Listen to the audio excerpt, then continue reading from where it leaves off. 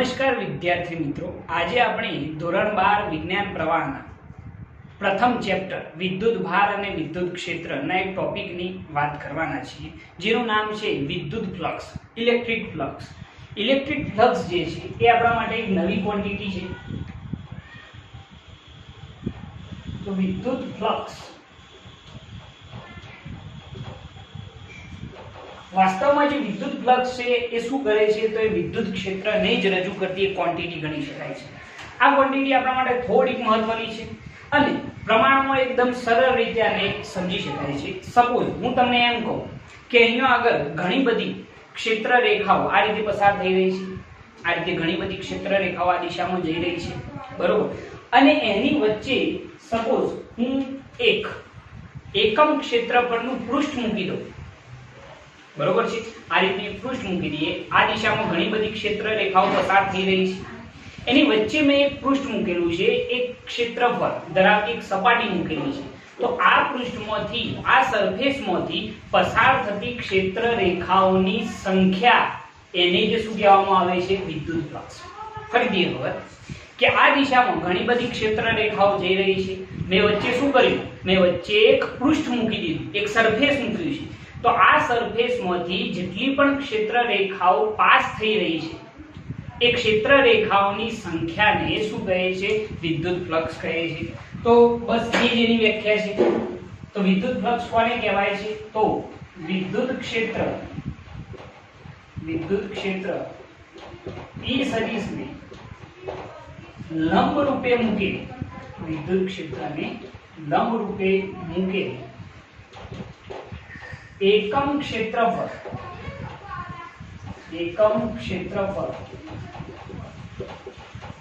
Delta S માંથી પસાર થતી ક્ષેત્ર રેખાઓની સંખ્યાને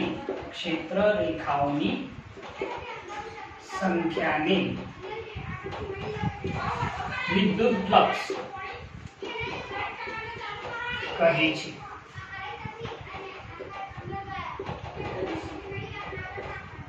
આપણે વ્યાખ્યા શું લખેલી છે, તો વિદ્યુત ક્ષેત્ર E સદિશને લંબ રૂપે મૂકે એકમ ક્ષેત્રફળમાંથી પસાર થતી ક્ષેત્ર રેખાઓની સંખ્યા, એ સંખ્યાને શું કહેવામાં આવશે, વિદ્યુત ફ્લક્સ કહે છે.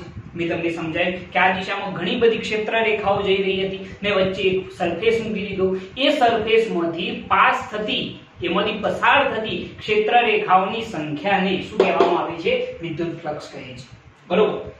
સપોઝ એને વિચારવા માટે આપણે એમ કહી શકીએ કે હું તમને એમ કહું કે વિદ્યુત ફ્લક્સને રજૂ કરવા માટે આપણે કયા સૂત્રનો યુઝ કરી શકીએ છીએ, તો flux phi is equal to E સદિશ ઇન્ટુ શું લખવામાં આવશે, ડેલ્ટા S સદિશ, બરોબર છે. તો અહીંયા આગળ આ phi જે છે એ ફ્લક્સ રજૂ કરે છે, તો ફ્લક્સ phi બરાબર શું થશે, E સદિશ ઇન્ટુ ડેલ્ટા S સદિશ. આ વિદ્યુત ક્ષેત્ર છે અને આ એરિયા વેક્ટર છે, એટલે કે ક્ષેત્રફળ સદિશ છે, બરોબર. તો આ એનું સૂત્ર થઈ જશે, ફ્લક્સ phi બરાબર E સદિશ ઇન્ટુ ડેલ્ટા S સદિશ. ઓકે, એના પછી જો તમારે લખવું હોય તો ડેલ્ટા S ની જગ્યાએ ડેલ્ટા A પણ લખી શકો છો, એ પણ એરિયા જ કહેવાશે, પરંતુ આપણે NCERT મુજબ અહીંયા આગળ સંકેત યુઝ કરેલો છે ડેલ્ટા S. ઓકે, હવે આના ઉપરથી જો હું તમને એમ કહું કે આનો SI એકમ શું થશે, તો SI એકમ તમે લખી શકશો, વિદ્યુત ક્ષેત્રનો કયો થશે, ન્યૂટન પર કુલમ, અને ક્ષેત્રફળનું શું થાય, મીટર સ્ક્વેર. તો આને SI એકમ થઈ ગયું, ન્યૂટન પર કુલમ ઇન્ટુ શું થયું, મીટર સ્ક્વેર. ઓકે, યાદ રાખજો કે ઇલેક્ટ્રિક ફ્લક્સ જે છે એ કેવી રાશિ છે, તો અદિશ રાશિ છે, બરોબર છે. તો આટલી માહિતી સૌપ્રથમ તમને ખબર પડવી જોઈએ કે સરફેસમાંથી પાસ થતી ક્ષેત્ર રેખાઓની સંખ્યા એટલે શું કહેવામાં આવશે, ઇલેક્ટ્રિક ફ્લક્સ. એનું સૂત્ર શું થશે, તો ફ્લક્સ phi બરાબર E સદિશ ઇન્ટુ ડેલ્ટા S સદિશ. એને SI એકમ કર તો ન્યૂટન પર કુલમ ઇન્ટુ શું થઈ જશે, મીટર સ્ક્વેર. અને કેવી રાશિ છે, તો અદિશ રાશિ છે. ઓકે, હવે આને સમજવા માટે આપણે શું વિચારી શકીએ છીએ, સપોઝ હું એવું વિચારું કે આ દિશામાં ઘણી બધી ક્ષેત્ર રેખાઓ આ રીતે સમાન વિદ્યુત ક્ષેત્રને રજૂ કરે છે, બરોબર છે. આ રીતે આપણે વિચારીએ તો આની અંદર આપણે એમ કહીએ કે અહીંયા આગળ જે સમાન વિદ્યુત ક્ષેત્ર દોરેલું છે આપણે એની અંદર હું બે ક્ષેત્રફળ સદિશો બતાવી રહ્યો છું, બે પૃષ્ઠ મૂકી રહ્યો છું. સપોઝ અહીંયા આગળ એક પૃષ્ઠ મૂકી દઈએ આ રીતનું પહેલું એક પૃષ્ઠ મૂકેલું છે જેનું ક્ષેત્રફળ કેવું હોય તો આપણે કહી દઈએ S1 અને અહીંયા આગળ એક બીજું પૃષ્ઠ મૂકેલું છે આ રીતનું, બરોબર, જેનું ક્ષેત્રફળ કેવું હોય તો કહી દઈએ S2. હવે અહીંયા આગળ જે બંને પૃષ્ઠ આપણે દર્શાવેલા છે એ બંનેમાંથી કઈ જગ્યાએ ફ્લક્સ વધુ હશે તો તમે કહી શકશો. તો આપણે શું શીખવાડેલું છે? ફ્લક્સ શું છે? ક્ષેત્રફળ ને લંબ રૂપે મૂકેલ એકમ ક્ષેત્રફળમાંથી પસાર થતી ક્ષેત્ર રેખાઓની સંખ્યા. વિદ્યુત ક્ષેત્ર E સદિશને લંબ રૂપે મૂકેલ એકમ ક્ષેત્રફળમાંથી પસાર થતી ક્ષેત્ર રેખાઓની સંખ્યા એટલે જ આપણું શું છે? ફ્લક્સ છે. તો આ વિદ્યુત ક્ષેત્ર છે એને લંબ રૂપે આપણે શું મૂકેલું છે? પૃષ્ઠ. એમાંથી પસાર થતી ક્ષેત્ર રેખાઓની સંખ્યા જેટલી વધુ એટલું ફ્લક્સ વધુ, બરોબર છે. તો અહીંયા આગળ તમે ધ્યાનથી જુઓ કેટલી ક્ષેત્ર રેખાઓ આ સરફેસ ની અંદરથી પાસ થઈ રહી છે તો તમે જોશો તો 1 2 3 4 આ સરફેસ ની અંદરથી કેટલી ક્ષેત્ર રેખાઓ પાસ થઈ રહી છે તો 1 2 અને 3, બરોબર છે. તો અહીંયા 4 જેટલી ક્ષેત્ર રેખાઓ પાસ થઈ રહી છે અને અહીંયા 3 જેટલી. તો આપણે શું કહીશું કે આ જે ફ્લક્સ છે, આ જે પૃષ્ઠ છે એનું ફ્લક્સ ફાઈ કેવું થશે? વધુ, કારણ કે આ સરફેસ ની અંદરથી પાસ થતી ક્ષેત્ર રેખાઓની સંખ્યા કેવી? વધુ છે, એટલા માટે એનું ફ્લક્સ પણ કેવું? વધુ. આ સરફેસ ની અંદરથી પસાર થતી ક્ષેત્ર રેખાઓની સંખ્યા ઓછી છે એટલે ફ્લક્સ કેવું થશે? ઓછું થશે, બરોબર છે. તો આ રીતે આપણે વિદ્યુત ફ્લક્સને સમજી શકીએ છીએ. જેટલી ક્ષેત્ર રેખાઓ વધુ એટલું ફ્લક્સ વધુ, જેટલી ક્ષેત્ર રેખાઓ ઓછી એટલું ફ્લક્સ શું થઈ જશે? ઓછું થઈ જશે, બરોબર. એના પછી આને સમજવા માટે બીજા કેટલાક પોઈન્ટ જોઈએ. તો પહેલો પોઈન્ટ, સપોઝ આપણે એક એવી કન્ડિશન વિચારીએ કે જેની અંદર આપણે આ રીતે વિદ્યુત ક્ષેત્રને રજૂ કરીએ, બરોબર છે. આ જે વિદ્યુત ક્ષેત્ર છે એને લંબ રૂપે આપણે એક પૃષ્ઠ મૂકી દઈએ આ રીતનું, બરોબર. વચ્ચે એક આ રીતનું પૃષ્ઠ, આ દિશામાં વિદ્યુત ક્ષેત્ર છે અને વચ્ચે એક શું મૂકેલું છે? પૃષ્ઠ મૂકેલું છે. હવે આપણે આની અંદર ક્ષેત્રફળ સદિશ જે દોરીએ છીએ, યાદ રાખજો કે એરિયા વેક્ટર ક્ષેત્રફળ સદિશ હંમેશા સપાટીને કેવો હોય? લંબ રૂપે આવેલો હોય છે. દાખલા તરીકે હું તમને આ સરફેસ કહું, બરોબર છે, તો આનો એરિયા વેક્ટર એટલે કે ક્ષેત્રફળ સદિશ કઈ દિશામાં આવશે? આ દિશામાં આવી શકે, એટલે કે સપાટીને કેવો? લંબ રૂપે. અથવા તો આ દિશામાં વિચારો તો પણ વિચારી શકાય, ક્ષેત્રફળને કેવો? લંબ રૂપે વિચારવાનો રહેશે. તો અહીંયા આગળ જે આ સપાટી છે એ સપાટીનો ક્ષેત્રફળ સદિશ જો આપણે બતાવવો હોય તો એ આ દિશામાં આવશે, જેને ક્ષેત્રફળ સદિશ S સદિશ કહી દઈએ. વિદ્યુત ક્ષેત્ર પણ એક દિશામાં છે એટલે વિદ્યુત ક્ષેત્ર પણ કઈ દિશામાં છે? એ દિશામાં. તો તમે કહી શકશો કે અહીંયા આગળ વિદ્યુત ક્ષેત્ર અને એરિયા વેક્ટર એટલે કે S સદિશ વચ્ચે બનતો જે ખૂણો છે એ ખૂણો θ બરાબર કેટલો છે? 0 છે, કારણ કે બંને કેવા થયા? એક જ દિશામાં. સરફેસ જે સરફેસ હતો એનો ક્ષેત્રફળ સદિશ આ દિશામાં, વિદ્યુત ક્ષેત્રફળ એના એક દિશામાં છે, તો બંને વચ્ચેનો એંગલ કેટલો થશે? θ બરાબર 0. જો θ બરાબર 0 હોય તો એની અંદર ઉદ્ભવતું ફ્લક્સ કેટલું થશે? ફ્લક્સ φ બરાબર E સદિશ S સદિશ. તો ફ્લક્સ φ બરાબર E S cos θ. અહીંયા ઘટક કયો ધ્યાનમાં લઈશું? આપણે cos θ ઘટક ધ્યાનમાં લઈશું. તો ફ્લક્સ φ બરાબર E S cos θ ની જગ્યાએ કેટલા? 0. cos 0 ની કિંમત 1. તો ફ્લક્સ φ બરાબર શું થઈ જાય? E S થઈ જશે, બરોબર છે. ઓકે, હવે ક્વેશ્ચન એ થાય કે સાહેબ શું દરેક વખતે એ વસ્તુ જરૂરી છે કે આપણે જે સરફેસ મૂકીએ એ સપાટીને કંઈક લંબ રૂપે જ હોય, આ રીતે જ હોય? તો ના, એવું શક્ય નથી. સપોઝ એવું વિચારો કે અહીંયા આગળ વિદ્યુત ક્ષેત્ર આ દિશામાં છે, બરોબર છે. આપણે જે સરફેસ મૂકીએ છીએ એ પહેલા આમ મૂક્યો હતો તો એરિયા વેક્ટર આ દિશામાં થયો હતો. હવે આ સરફેસ જે છે એને થોડોક આ રીતે દોઢો કરીએ, બરોબર છે, થોડોક આ રીતે ત્રોસો કરીએ છીએ, તો આનો એરિયા વેક્ટર કઈ દિશામાં જશે? આમ જશે, ઉપરની તરફ, સપાટીને લંબ રૂપે એટલે આમ જ જશે અને વિદ્યુત ક્ષેત્ર આમ જશે, તો બંને વચ્ચે કંઈક ના કંઈક શું બનશે? એંગલ બનશે. જો આવી કન્ડિશન હોય તો એ કન્ડિશન ની અંદર આપણે શું કરવાનું છે જરા જોજો. તો એના માટે આપણે આવી કન્ડિશન વિચારીએ, બરોબર છે, અને આની અંદર જે આપણે સરફેસ હતો એ સરફેસ ને થોડો ત્રોસો કરીએ, જે રીતે હાલ આપણે બતાવ્યો.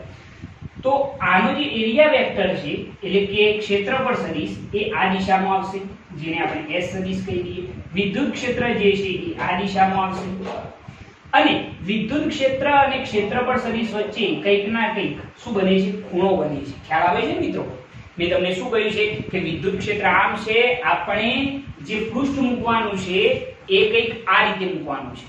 આ રીતે મૂકીશું તો ક્ષેત્રફળ સદિશ આમ આવશે, જે જોઈ રહ્યા છો તમે, અને વિદ્યુત ક્ષેત્ર આમ આવશે. એટલે કે બંને વચ્ચે એરિયા વેક્ટર અને વિદ્યુત ક્ષેત્ર વચ્ચે કંઈક ના કંઈક શું બને છે? એંગલ બને છે. હવે જો આને થોડુંક ડિટેલમાં સમજવું હોય તો હું તમને એમ કહી શકું કે ચલો વિદ્યુત ક્ષેત્રના બે ઘટકો વિચારો. તો બે ઘટકો કયા થશે? એક થશે પહેલો ઘટક E sin θ, અને બીજો કયો આવે આ દિશામાં E cos θ. બરોબર છે? બે ઘટકો થયા ને વિદ્યુત ક્ષેત્રના બે ઘટકો કયા? E sin θ, બીજો E cos θ. આપણે અહીંનો આગળ કયો ઘટક ધ્યાનમાં લઈશું? તો જે ક્ષેત્રફળ સદિશની દિશામાં હોય, બરોબર છે? ક્ષેત્રફળ સદિશ આ દિશામાં છે, જે તમે જોઈ રહ્યા છો આ S સદિશ. ક્ષેત્રફળ સદિશની દિશામાંનો જ વિદ્યુત ક્ષેત્રનો ઘટક આપણે ધ્યાનમાં લેવાનો છે. એટલે આપણે ઘટક કયો ધ્યાનમાં લઈશું? E cos θ. E sin θ ઘટક ધ્યાનમાં લઈશું નહીં. બરોબર છે? તો એના ઉપરથી લખવું હોય, આ જસ્ટ ખાલી સમજવા માટે છે. બરોબર? તો એના માટે શું લખાશે? તો ફ્લક્સ ફાઈ બરાબર E સદિશ * S સદિશ. એટલા માટે ફ્લક્સ ફાઈ બરાબર સૂત્ર શું થઈ જાય? જો સદિશ દૂર કરીએ તો E * S cos θ ઘટક. ઘણા લોકોના મનમાં આ પ્રશ્ન હોય કે સાહેબ cos θ ઘટક જ કેમ, sin θ કેમ નહીં? અહીંયો પણ અથવા તો અહીંયો પણ વિચારી શકાય કે સાહેબ cos θ ઘટક જ કેમ ધ્યાનમાં લીધેલો છે? તો એનું રીઝન આ છે કે એરિયા વેક્ટર જે દિશામાં હોય એ જ દિશામાંનો વિદ્યુત ક્ષેત્રનો ઘટક આપણે ધ્યાનમાં લેવાનો રહેશે. બરોબર છે? ઓકે, તો ફ્લક્સ ફાઈ બરાબર E * S cos θ, અને અહીંયા આગળ જે θ નો એંગલ હોય એ એંગલ આપણે મૂકવાનો રહેશે. તો આ સૂત્ર ઉપરથી કોઈ પણ એંગલ બનતો હોય તો એનું મૂલ્ય તમે એપ્લાય કરશો એટલે તમને ફ્લક્સ જે હશે એ મળી જશે. બરોબર?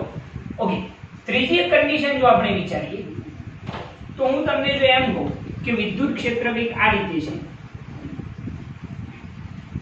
બરોબર છે? હવે જે આપણો સરફેસ છે, સરફેસ આપણે કંઈક આ રીતે મૂકી દઈએ, કંઈક આ રીતે. સપોઝ વિદ્યુત ક્ષેત્ર આ દિશામાં હતું. હવે સરફેસ પહેલા આમ હતો ને, પહેલા બિલકુલ આમ હતો, પછી થોડુંક આમ થયું, હવે બિલકુલ આમ કરી દીધું. તો વિદ્યુત ક્ષેત્ર આમ છે. આનો ક્ષેત્રફળ સદિશ કઈ દિશામાં આવશે? સપાટીને લંબ રૂપે ઉપરની તરફ આવશે. તો કન્ડિશન શું છે? તો આનો જે એરિયા વેક્ટર છે એ આ દિશામાં થઈ જશે S સદિશ. વિદ્યુત ક્ષેત્ર આ દિશામાં છે E સદિશ. આ બંને વચ્ચે બનતો એંગલ કેટલા ડિગ્રીનો થયો? 90 ડિગ્રીનો થયો. તો એ વખતે ફ્લક્સ ફાઈ બરાબર E * S cos θ જો સૂત્ર એપ્લાય કરીએ તો ફ્લક્સ ફાઈ બરાબર E * S cos θ બરાબર કેટલા ડિગ્રી? 90 ડિગ્રી. cos 90 ની કિંમત કેટલી? 0. તો 0 ગુણ્યા E * S કેટલા થઈ જશે? 0 થઈ જશે. મતલબ શું થયું કે જો આપણે વિદ્યુત ક્ષેત્ર ને લંબ રૂપે ક્ષેત્રફળ સદિશ મળતો હોય, એટલે કે કન્ડિશન કંઈક આવી હોય, વિદ્યુત ક્ષેત્ર આમ હોય અને જો આપણી સરફેસ આમ મૂકેલો હોય તો આનો ક્ષેત્રફળ સદિશ આમ થશે, વિદ્યુત ક્ષેત્ર આમ થશે, એટલે કે એંગલ કેટલા ડિગ્રીનો? 90 ડિગ્રીનો થશે. જો 90 ડિગ્રીનો એંગલ હોય કોની વચ્ચેનો? વિદ્યુત ક્ષેત્ર અને ક્ષેત્રફળ સદિશનો. જો એંગલ 90 ડિગ્રી હોય તો ફ્લક્સ હંમેશા કેટલું થશે? 0 થશે. ખ્યાલ આવે છે મિત્રો? ઓકે, એના પછી જો થોડીક આગળ વાત કરીએ તો બીજો એક પોઈન્ટ આની અંદર એ સમજી શકાય કે સપોઝ હું તમને એમ કહું કે એક કન્ડિશન એવી છે કે આની અંદર જુદા જુદા એંગલ વિચારી શકો છો તમે. સપોઝ આપણે એક ઘટના એવી વિચારીએ કે થીટા જે છે એ લેસ ધેન 90 ડિગ્રી હોય, થીટાની કિંમત લેસ ધેન 90 ડિગ્રી, અને હંમેશા આપણે ઘટક તો કયો ધ્યાનમાં લઈશું? તો cos θ ઘટક જ ધ્યાનમાં લેવાશે. તો એ વખતે cos θ નું મૂલ્ય એ ગ્રેટર ધેન હંમેશા કેટલું મળશે 0 મળશે. તમે કોઈ પણ કિંમત એપ્લાય કરો θ લેસ ધેન 90 ડિગ્રી માટે, બરોબર છે, તો હંમેશા તમને cos θ ગ્રેટર ધેન શું મળશે 0 મળશે. એટલે કે ફ્લક્સ જે છે એ તમને કેવું મળશે ધન મળશે. ફ્લક્સ કેવું મળશે ધન મળશે. કઈ રીતે ખ્યાલ આવે છે કે અહીંયા આગળ જે cos θ મળે છે, જે આ એંગલ બને છે એ એંગલ લેસ ધેન 90 ડિગ્રી હોય, એટલે કે 90 કરતો ખૂણો કેવો હોય નાનો હોય, તો એ વખતે cos θ નું મૂલ્ય હંમેશા ગ્રેટર ધેન 0 મળે છે. એટલે કે ફ્લક્સ હંમેશા કેવું મળશે ધન મળશે. અને જો એની જ અંદર હું એમ કહું કે θ ગ્રેટર ધેન 90 ડિગ્રી હોય તો એ વખતે cos θ જે છે એ લેસ ધેન કેટલો મળશે 0 મળશે. એટલે કે ફ્લક્સ જે છે એ તમને કેવું મળશે તો ઋણ મળશે. ફ્લક્સ કેવું મળશે ઋણ મળશે. ખ્યાલ આવે છે? તો આપણે એક પોઈન્ટ આપણા માટે સમજવાનો રહેશે. ઓકે, એના પછી જો થોડી આગળ વાત કરીએ તો એક બીજો પોઈન્ટ આની અંદર એ સમજી શકાય છે કે સપોઝ આપણે એક કન્ડિશન એવી વિચારીએ કે અહીંયા આગળ કોઈ આ રીતનો સરફેસ આપેલો હોય, બરોબર છે, અને એની અંદર જે ક્ષેત્ર રેખાઓ છે એ કંઈક આ રીતે હોય.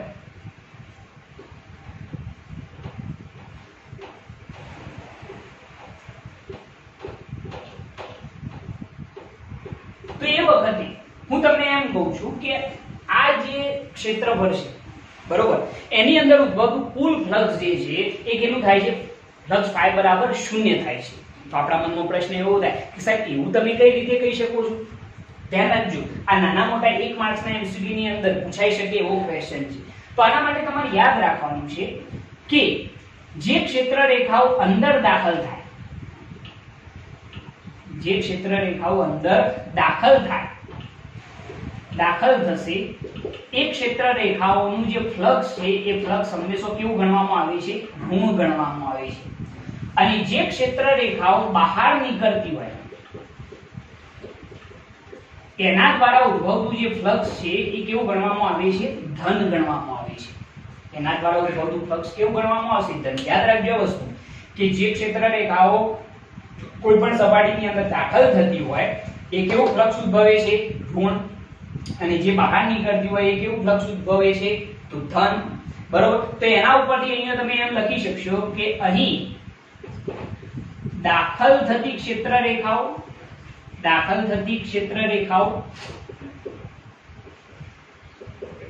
અને બહાર નીકળતી ક્ષેત્ર રેખાઓ ની સંખ્યા સમાન છે. તેથી કુલ ફ્લક્સ કેટલું થશે 0 થશે. બરોબર છે? આ વસ્તુને તમને કઈ રીતે સમજાયેલી છે? જે દાખલ થતી હોય એ કેવું ફ્લક્સ ઉદ્ભવે છે, એ કેવું ફ્લક્સ ઉત્પન્ન કરશે તો ઋણ, અને જે બહાર નીકળતી ક્ષેત્ર રેખાઓ હોય એ કેવું ફ્લક્સ ઉત્પન્ન કરે છે તો ધન. અહીંયા આગળ જેટલી ક્ષેત્ર રેખાઓ એન્ટર થાય છે એટલી જ ક્ષેત્ર રેખાઓ બહાર પણ નીકળે છે. એટલા માટે ઉદ્ભવતું પરિણામી ફ્લક્સ કેટલું થઈ જશે 0 થઈ જશે. બરોબર છે? ઓકે, છઠ્ઠો પોઈન્ટ જો આની અંદર આપણે સમજવો હોય તો એમ સમજી શકાય છે કે કોઈ પણ ધન વીજભાર હોય, બરોબર છે, તો એના માટે ક્ષેત્ર રેખાઓ હંમેશા કઈ તરફ હોય છે બહારની તરફ હોય છે. લાસ્ટ ટાઈમ આપણે આ વસ્તુ સમજી શક્યા છીએ. તો એના માટે ઉદ્ભવતું ફ્લક્સ જે છે એ ગ્રેટર ધેન 0 હશે. એટલે કે ફ્લક્સ કેવું હશે ધન હશે. બરોબર છે? અને જો ઋણ વીજભાર હોય તો એની અંદર ક્ષેત્ર રેખાઓ શું થશે દાખલ થશે. તો એના માટે ઉદ્ભવતું ફ્લક્સ કેવું થઈ જશે ઋણ થઈ જશે. આ યાદ રાખજો એમસીક્યુ માટે. બરોબર છે? કે જો ક્ષેત્ર રેખાઓ બહારની તરફ હોય તો ફ્લક્સ કેવું રહેશે ધન, જે ધન વીજભાર માટે આપણે વિચારી શકીએ છીએ. અને જો ઋણ વીજભાર હોય તો એની અંદર ક્ષેત્ર રેખાઓ શું થશે એન્ટર થશે, અંદર દાખલ થશે, અંદરની તરફ હશે. તો એ વખતે ફ્લક્સ કેવું વિચારવાનું રહેશે ઋણ વિચારવાનું રહેશે. બરોબર છે મિત્રો? ઓકે, એના પછી એક બીજો પોઈન્ટ જો આપણે ડિસ્કસ કરવો હોય તો એ કયું કરી શકાય?